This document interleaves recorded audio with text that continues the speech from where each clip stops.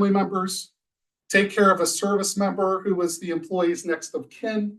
So if my son who just got out of the Army, but if he had been injured in the Army and needed to take time off of work to help him with his recovery, that would be considered, and any qualified military leave arising out of deployment. So to help take time off to help get my family member ready for their deployment or returning from deployment. So how is this all calculated? 90% of the employee's average wage, comes down real simple. It's going to be 90% to a maximum of $1,000 per week of benefit, with a minimum of a $50 benefit amount. There's no elimination period. If anybody has disability insurance for their teams, there's usually a waiting period. Waiting period for accidents, a waiting period for illnesses. There's no waiting period here. It's going to be immediate, and it's going to pay that up to $1,000 per week of benefit for a period of up to 12 weeks within a 12-week window. I'm sorry, a 12-month window. So somebody's eligible to take 12 months. If an employee is taking bonding leave, that bonding leave is a separate 12 weeks. So you could get 12 weeks for an illness, separately from another 12 weeks for bonding leave, or for the needs of a serious condition, so on and so forth, as described here. Any questions about this calculation? So what does this cost? We're going to segregate employers by size. Small employers, we'll call employers that have 15 or fewer employees, and larger employees are those that have 15 or more employees. If I have fewer than 14 employees, well, the total premium calculation is 0.9% of wages. Half of that is potentially paid by the employee, half of that is potentially paid by the employer. In the 15 or greater market, the employer is responsible for their half. With fewer than 14 employees, the employer is not eligible or is not required to pay that 0.45% of employer premium. The state recognizes it is a hardship on small employers to offer these type of benefits. So they're only going to be collecting the employee premium if you have less than 15 employees. Greater than that, both. So this is the minimum calculation. The state has in their record in the law, they can go up, I believe it's to 1.2% without having to go in, and every year they're going to look at it and see if they need to increase.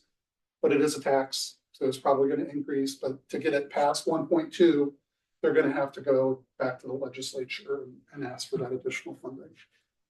Any questions about the premium cap? All right, funding options. As we talked about, you can fully insure, meaning I can go to, if I have disability, I could go to a carrier like Principal, who was our partner that helped us put this together. And they can take over the whole thing for us. We just pay them a premium like we do today. The benefit for having, or we could just say, we're going to self-fund this ourselves internally. We don't want to work in the state program. We're going to pay any out of our own pocket for anything that goes along with that. If we decide to do fully insured or self-funded, we have to have equal to or better benefits and protections in the state program. And it has to cover both types of leave, family leave and medical leave. We don't know all of the rules around what it means to self-fund. I do know there's going to be a substantial bond that you have to post to the state if you're choosing to self-fund. It was pretty high. I remember when I looked at it, I was like, geez, that's pretty high. And if we are fully insured, we do have to pay a fee to the state to be fully insured. Not really defined yet as to how that's going to look. So that we'll bring up at a subsequent time. Filing. A covered employer will apply to the state for approval if we want to do any of these two programs. So at some point, the portal is going to open up. We're going to say we're going to the other. Compliance. Self-funding requires a surety bond. So I just talked about having to do the bonding. And the insurer, if we're going fully insured, has to be with an insurer that's filed with the state and has state approval for these programs. One of the big things that I want to mention about the private program is not only will they mirror the state plans, A lot of the companies that we're talking to that are gonna offer these programs are only gonna offer them if you have 10 or more employees in the state of Maryland. So if you have less than 10, doesn't seem like there's appetite for the carriers to be able to expand their private solutions. You're gonna be pushed into the state solution. That could change in the future, but that's what we're seeing today. In addition, if you're going the private route, the carriers are going to want you to have one other type of policy along with that. Where it makes sense is if you wanted to have a short-term benefit. Now, why would I want to have short-term disability in the state-based program? Well, the state-based program only pays up to $1,000 per week. And, most private ones that we see in the marketplace have at least $1,500 of benefit a week. So the value of if you want to have a richer disability benefit, is that these two benefits will offset one another. So it's really just like one product combined in. And so it's going to lower your premium costs on your disability programs because the state-based program is making up that difference. That makes sense? Also, rates are going to be underwritten just like any other type of insurance, depends on the industry. Some industries have higher claims utilization than others.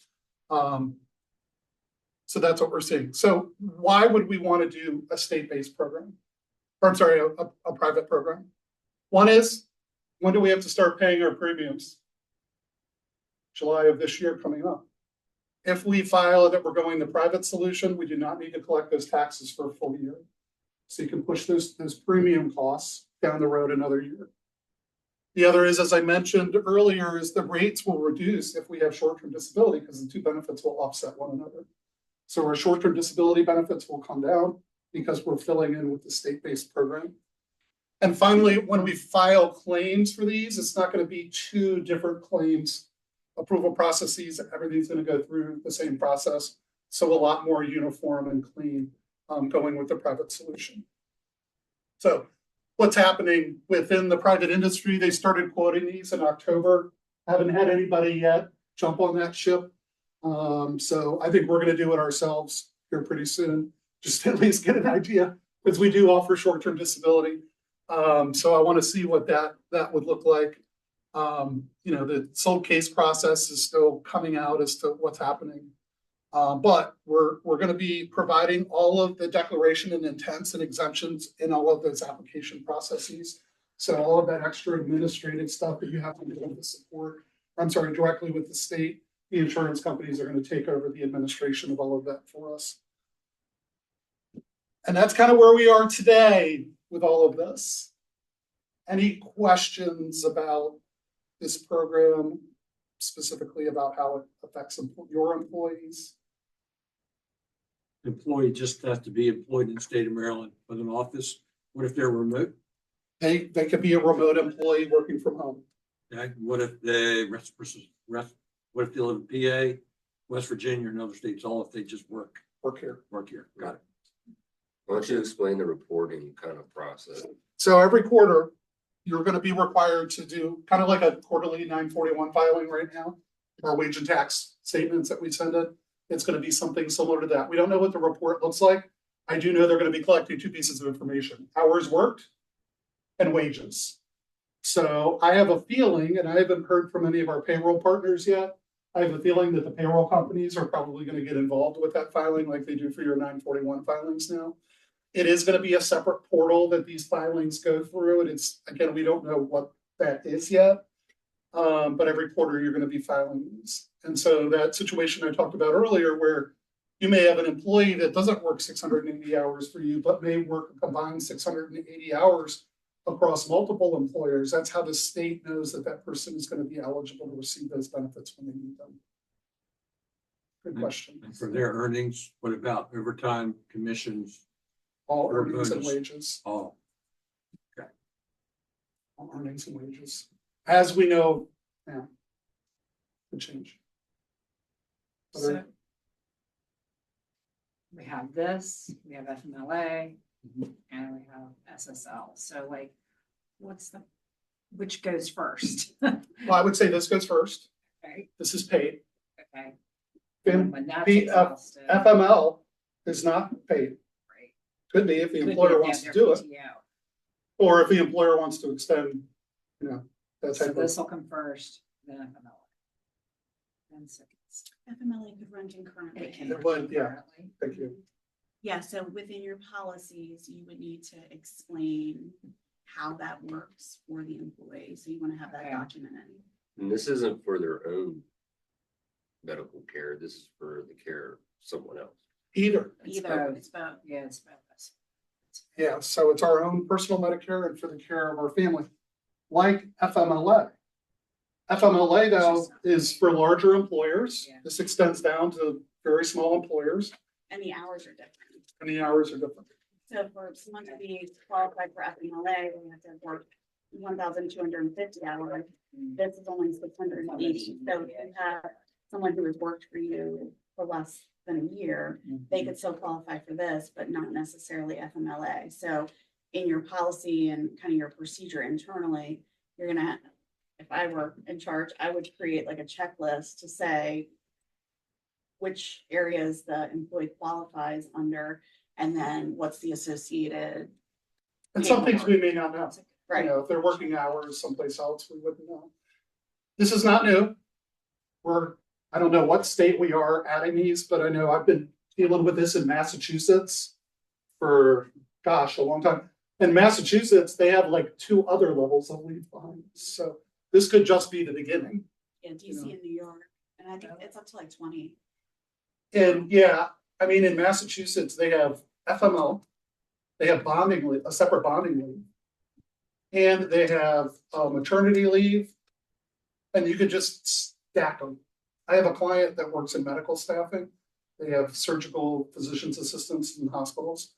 And some of these people end up taking off like months. Well, that's what I'm thinking. My head is like going, these people are, they're gonna figure it out and they'll be like, okay. I think that's what we're gonna do. So we're not quite there, but we do see it in other states that they have, you know, they started with a program like this and then it got more and more robust. Why did the state do this?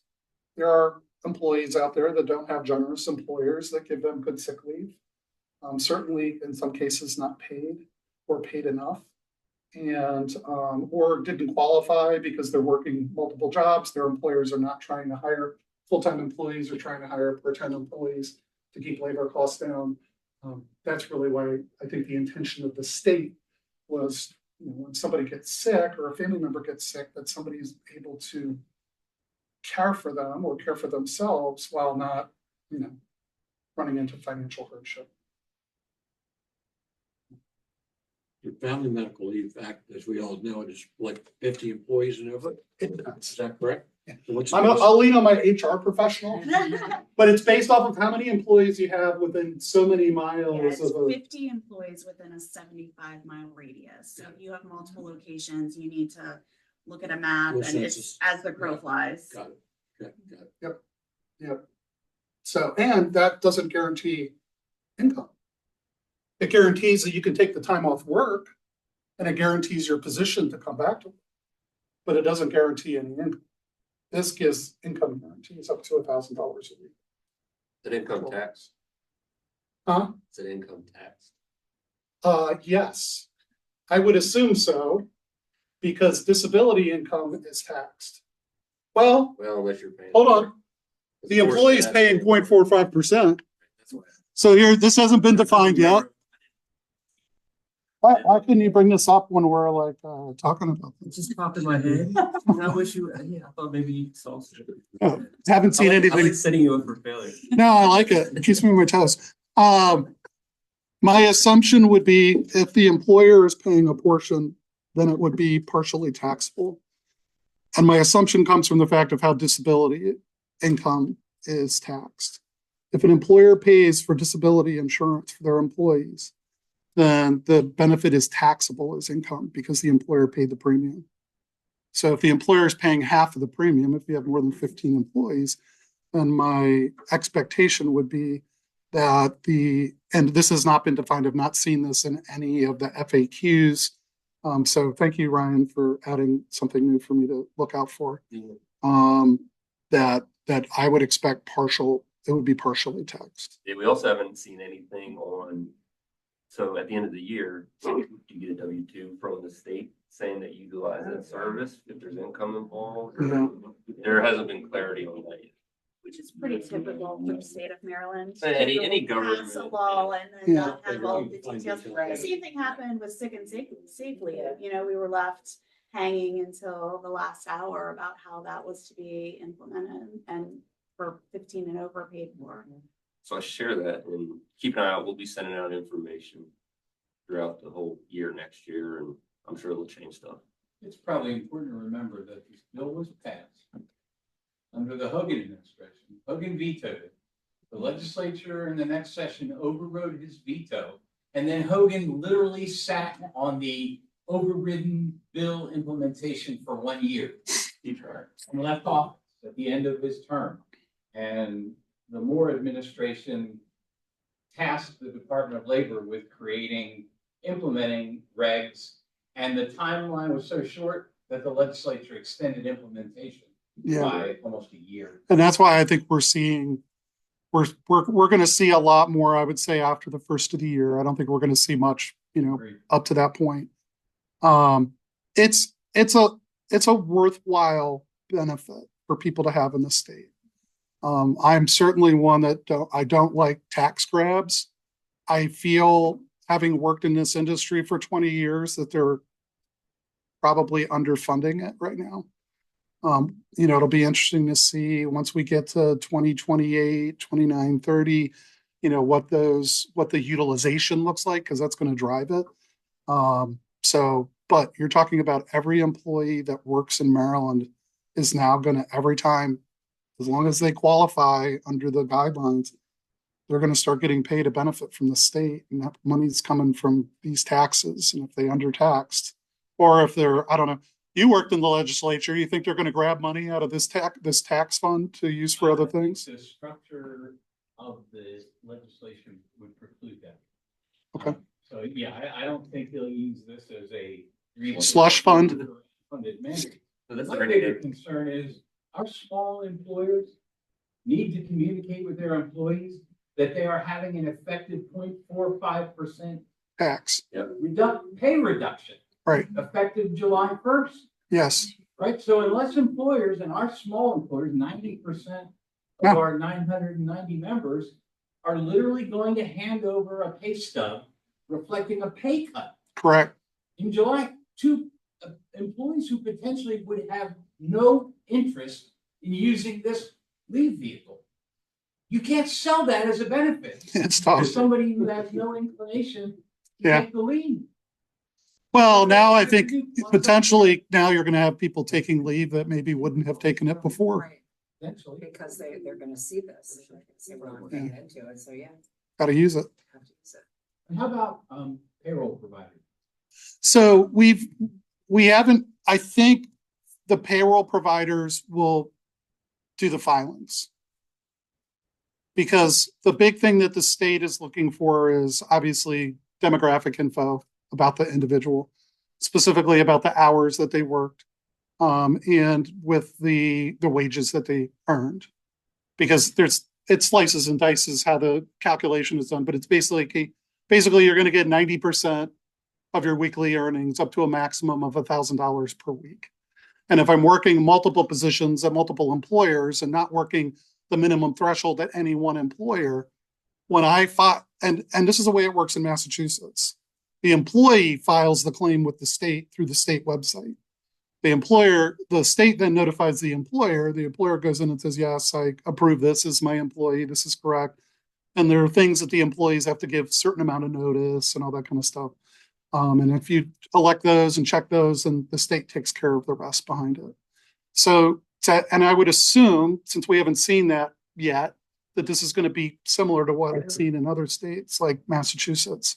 So my assumption would be that the state is collecting that data, and the best source to get that data is from payroll.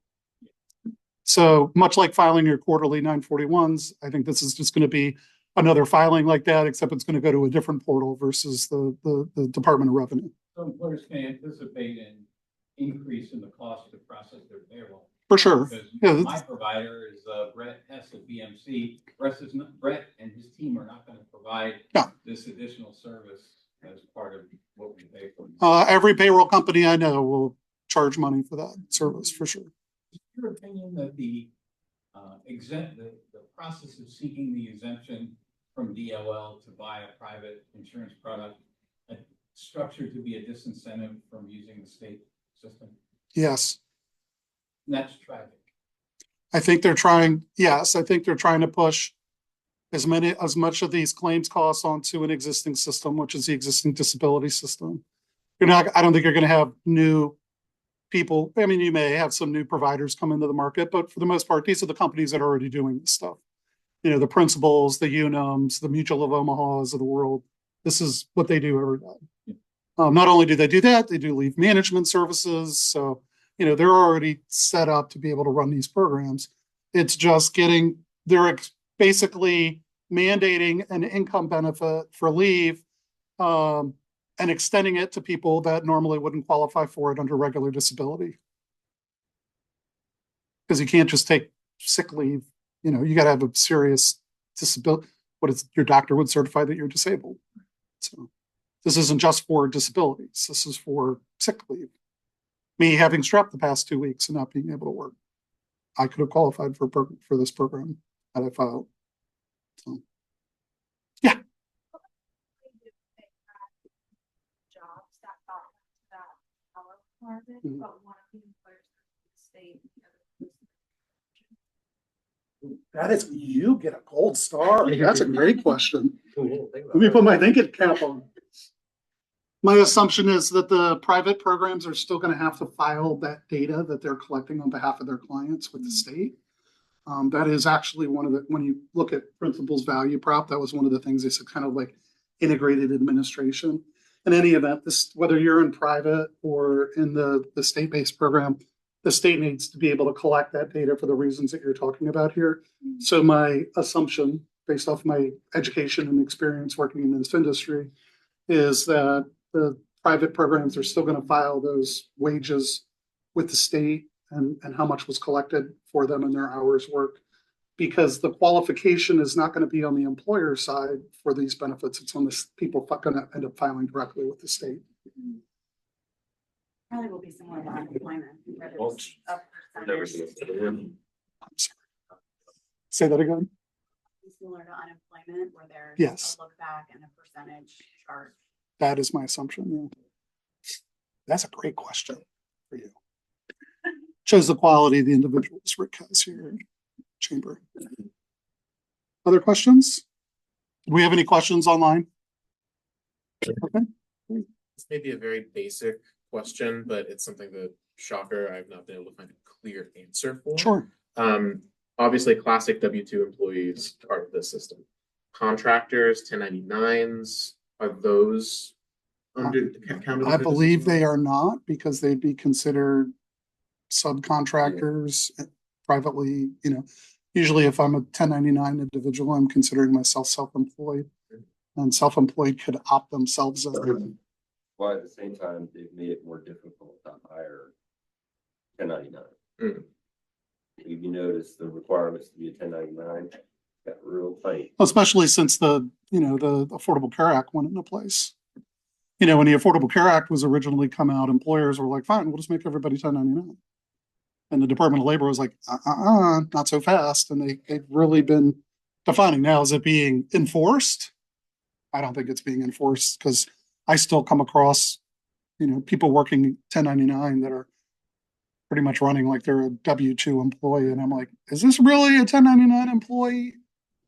And it's usually with either the response I get from, and I see this a lot in my GovCon clients, that either they don't want the liability of having the W-2, or the 1099 employee likes the freedom of being able to write off, you know, all of as much of their income as they can from a tax perspective. But I've not seen anything where the Department of Labor is coming in and enforcing like I originally thought they were going to after the ACA went into effect. I used to call it permalencing my 1099 days. Correct. It's just, you were working 40 hours a week, it's just, you happen to have a 1099. Right. Right. And then if you are in the position of, so like for us as an example, right now, we're 1099 employees or 1099 contractors, and then at the top, we've got 2 co-owners. Mhm. With those co-owners, then. I think you can opt yourself in. Okay, so but it's not required to go under this. I You don't don't get think so. access to the I don't program, think so. As a self-employed individual, I think you can opt in, but I'll get more clarification on that. I've not seen good language around that but- particular issue. Mhm. More to come. Thank you. Is ever evolving. Messaging internally to our employees. The message I would do, and I'll work with Rick and the ladies over here, is to get some good language that you all could share with your employees. Especially to Rick's point, you're getting a tax starting in July. Why am I getting a tax? So that they have a good understanding of what's to come. Okay, thank you. Yeah, I think being able to provide that information through the chamber, I think, is a good resource to get it out to the community. Any other questions? Well, I thank you all for your time and your grace with my throat today. I appreciate the opportunity to come out and provide a little bit of education around this. And, as we get more info, be happy to come out and do it again. So thank you. Thank you, Chamber. Comfortable with us